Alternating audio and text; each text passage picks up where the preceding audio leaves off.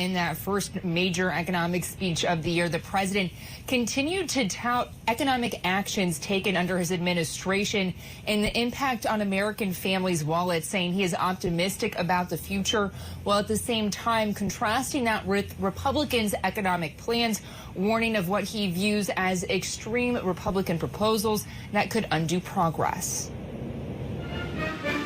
In his first major economic speech this year, President Biden defended his economic agenda and slammed Republicans over what he called extreme economic proposals. They seem determined to be the party of chaos and catastrophe.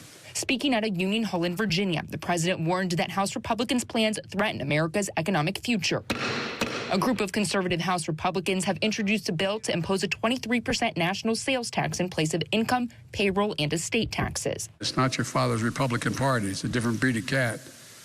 I call them extreme MAGA Republicans. But many Republicans, including House Speaker Kevin McCarthy, do not support the measure. President Biden also focused on some of the accomplishments of his administration as he prepares to tout his legislative victories during the State of the Union next month. We have more work to do, but we're on the right track.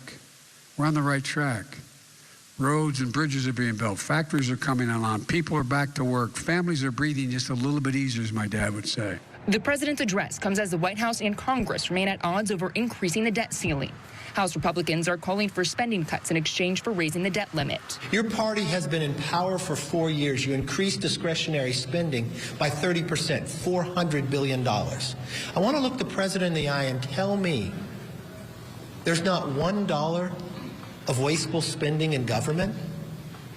Who believes that? But the White House and Senate Democrats are pushing for a clean debt ceiling increase. Leaving a meeting with the president this week, House Minority Leader Hakeem Jeffries said Democrats were willing to negotiate spending separately from the debt limit. We're ready to have a common sense, forward-looking discussion about the future through the appropriate mechanism, the budget process. President Biden is expected to meet with Speaker McCarthy to discuss the debt limit, though a date for the talks has not been set.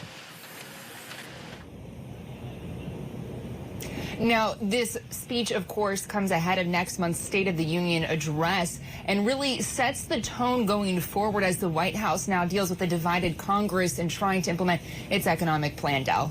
Haley Bull reporting live from the White House tonight. Haley, thank you as always.